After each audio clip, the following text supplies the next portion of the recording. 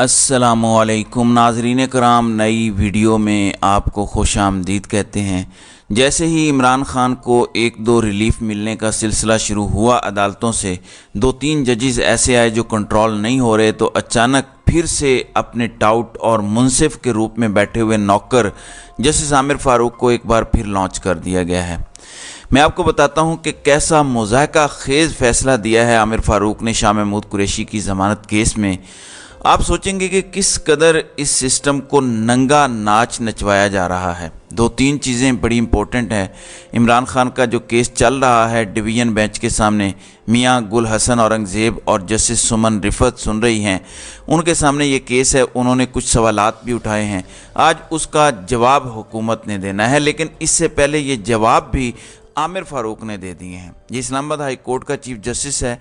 ये 2030 या 31 तक इस्लामाबाद हाई कोर्ट के चीफ जस्टिस रहेंगे। मतलब अगले 8-10 साल के लिए पाकिस्तान से जमहूरियत का बोरिया बिस्तर गोल करने का जो प्लान है, ये उसका एक अहम तरीन मोहरा है। ज़मानत के केस में ये फ़ैसला क्या देते हैं, लिखते हैं कि ऊपर जो हक़ाइक़ बयान किए गए हैं उसकी बुनियाद पर यह पटिशन डिसमिस की जाती है। यानी शाह महमूद कुरैशी की ज़मानत की दरख्वास्त, जो मज़ीद रिलीफ देने की दरख्वास्त है, वो डिसमिस कर दी जाती है, मुस्तरद कर दी गई है। ताहम हम ट्रायल कोर्ट को ये डायरेक्शन देते हैं कि साइफ़र केस का ट्रायल 4 हफ्ते के अंदर अंदर मुकम्मल करे। हालांकि न किसी ने ये इस्तदा की, न ये हुकूमत ने इस्तदा की कि हम चाहते हैं कि ट्रायल जल्दी हो, न जिसका केस चल रहा है उसने ये सदा की कि जल्दी हो। लेकिन जस्टिस आमिर फ़ारूक ने बीच में घुस के ऑर्डर दे दिया है निचली अदालत को कि 4 हफ्ते के अंदर अंदर ट्रायल मुकम्मल करो। और ये ऑर्डर उस वक्त आया है जब डिवीज़न बेंच ट्रायल पे स्टे दे चुका है। यानी 2 मेंबर बेंच स्टे देता है, 1 मेंबर बेंच यानी आमिर फ़ारूक कहता है कि ट्रायल 4 हफ्ते में हो। अब एक दिलचस्प सूरत हाल है, इससे आपको आगे चल के आगाह करता हूँ, और ये इस सिस्टम को मज़ीद नंगा भी कर रही है।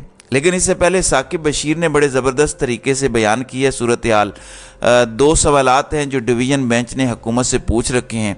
नंबर 1, जेल ट्रायल क्यों किया जा रहा है, इसकी क्या वजह है? इसका जवाब कल ज़मानत के केस में जो शाह महमूद कुरैशी की ज़मानत थी उसमें आमिर फ़ारूक दे रहा है। यानी हुकूमती वकील भी इस्लामाबाद हाई कोर्ट का चीफ जस्टिस बन गया है। ज़रा जवाब सुने। लिखते हैं कि इमरान खान बड़ी सियासी जमात के सरबराह हैं, उनकी सिक्योरिटी की वजह से जेल ट्रायल हो रहा है। इमरान खान की फैमिली इससे कबल इनके हवाले से सिक्योरिटी खदशात का इजहार कर चुकी है। हर समात पर जेल से लाना इमरान खान के लिए सिक्योरिटी खदशात पैदा कर सकता है। तो ये पहले सवाल का जवाब दिया है।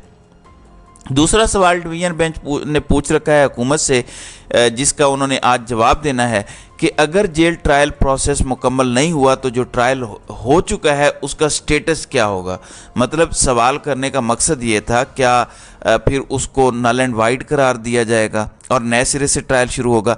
इसका जवाब भी आमिर फ़ारूक ने दे दिया है कि कोई प्रोसीडिंग सिर्फ इस बुनियाद पर कलअदम नहीं हो सकती कि गलत जगह पर वो हुई जब तक कि इंसाफ की फराहमी में नाकामी जाहिर ना हो जाए। मतलब कलअदम करने के फैसले के खिलाफ भी इन्होंने ऑब्जर्वेशन दे दी है, फैसले में लिख दिया है ताकि डिवीज़न बेंच उससे रहनुमाई हासिल करे।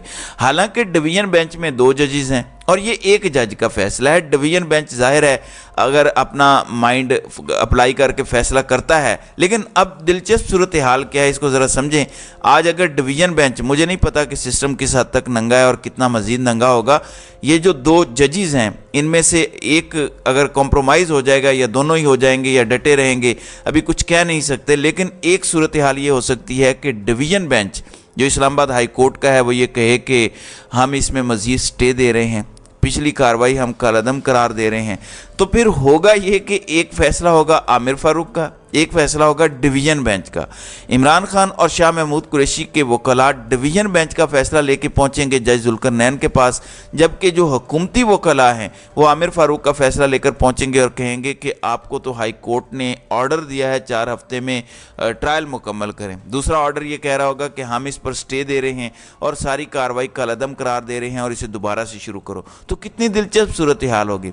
اس میں قانونی پوزیشن یہ ہے کہ عامر فاروق کا فیصلہ لوئر لیول پر سمجھا جائے گا کیونکہ وہ ایک جج نے دیا ہے، اور ڈویژن بینچ میں کیونکہ 2 ججز بیٹھے ہیں ان کا فیصلہ حاوی ہوگا، بے شک وہ چیف جسٹس کا فیصلہ ہے اور یہ ڈویژن بینچ کا ہے، یہاں پہ ڈویژن بینچ حاوی ہوگا۔ تو مجھے جو سمجھ آ رہی ہے اگر تو ڈویژن بینچ مینج ہو جاتا ہے تو اس کا ایمیکیبل سلوشن کمپنی سرکار یوں نکالے گی کہ یہ جو کارروائی ہوئی ہے اس کو کالعدم کر دیں اور نئے سرے سے ٹرائل کریں، اور نئے سرے سے جو ٹرائل ہوگا وہ 4 ہفتے کے اندر مکمل کرنے کا عامر فاروق کا فیصلہ آ جائے گا۔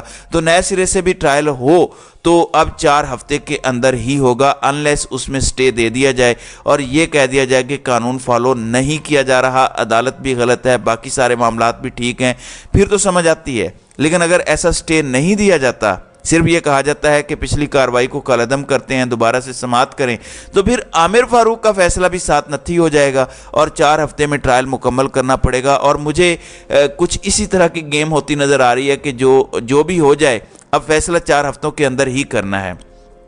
ناظرین کرام، اب آپ پوچھیں گے کہ بند کمروں میں بیٹھے فیصلہ سازوں کو اس نئی سازش کی کیا سوجھی؟ تو میں بتا دیتا ہوں آپ کو۔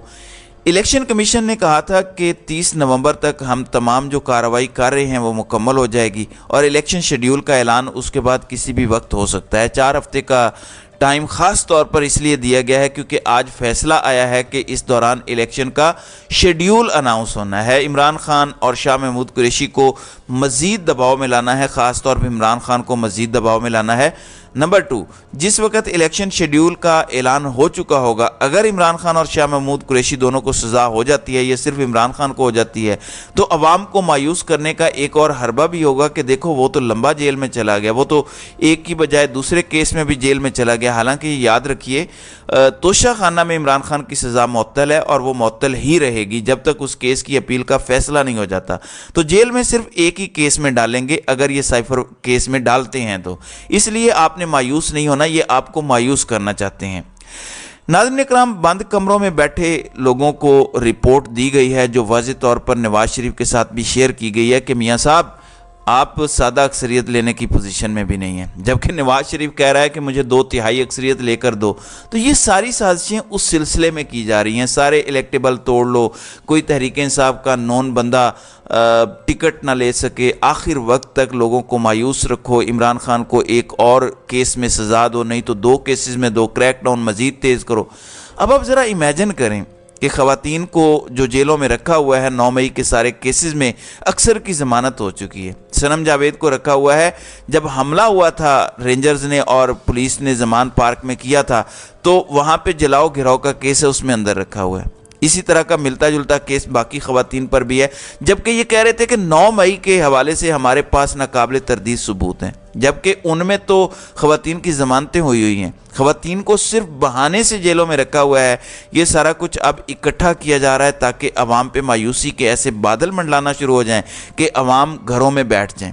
ان کو ڈر آپ کی ایک چیز سے ہے اور وہ ہے میسیو ٹرن آؤٹ۔ اگر آپ بڑی تعداد میں باہر نکل آئے تو ان کے سارے منصوبے خاک میں مل جائیں گے، اور یہ ہے آپ کی طاقت جس کو آپ نے پہچاننا ہے۔ ابھی آپ کو بڑے بڑے تجزیہ نگار جو آپ کو بظاہر نیوٹرل بھی سمجھ آتے ہیں وہ نیوٹرل کو پیارے ہو چکے ہیں۔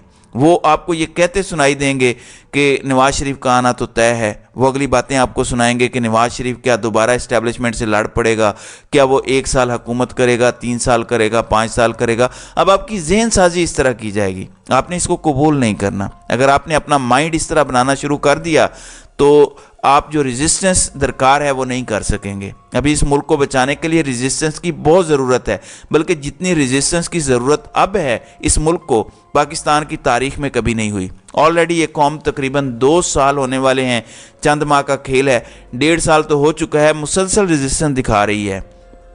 پاکستان کی تاریخ میں کبھی بھی قوم اس طرح سے اکٹھی نہیں ہوئی کسی ایک مقصد کے لیے، اور مقصد کیا ہے؟ قانون کی بالادستی قائم کرنا، ملک کو کسی آئین اور قاعدے کے مطابق چلانا۔ یہ نہیں کہ جس کی لاٹھی اس کی بھینس، یہ نہیں کہ جس کے پاس طاقت ہے وہ اپنی مرضی کے فیصلے کرتا پھرے اور ملک کے 25 کروڑ لوگوں کا جو ٹیکس دیتے ہیں، جو محنت مزدوری کرتے ہیں، جو قربانیاں دیتے ہیں، شہادتیں دیتے ہیں، ان کی بات نہ مانی جائے۔ اوپر بیٹھا ایک بندہ فیصلہ کرے یا 4-5 لوگوں کا ایک گروہ فیصلہ کرے اور باقی سب اس کی سزا بھگتیں۔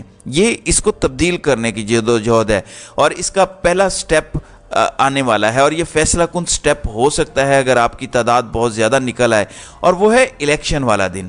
نہ صرف آپ باہر نکلیں بلکہ اپنے ووٹ کی حفاظت کریں۔ اگر وہاں پر ڈٹ کے اپنے ووٹ کا دفاع کر لیں گے تو آپ اس ملک کو آزاد کروا لیں گے، ورنہ جس طرح سے جوڈیشری میں ٹاپ پر بیٹھے لوگ حرکتیں کر رہے ہیں، کیا آپ کو امید نظر آتی ہے کہ کوئی بھی ادارہ سٹینڈ لے گا عوام کے حقوق کے لیے؟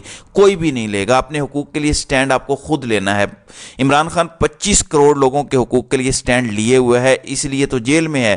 وہ کسی قسم کی ڈیل کرنے کو تیار نہیں ہے۔ بشرا بی بی پہ ڈائریکٹ دباؤ بھی ڈالے جا رہے ہیں، لیکن عمران خان کو کوئی پرواہ نہیں ہے، جو مرضی ہو جائے۔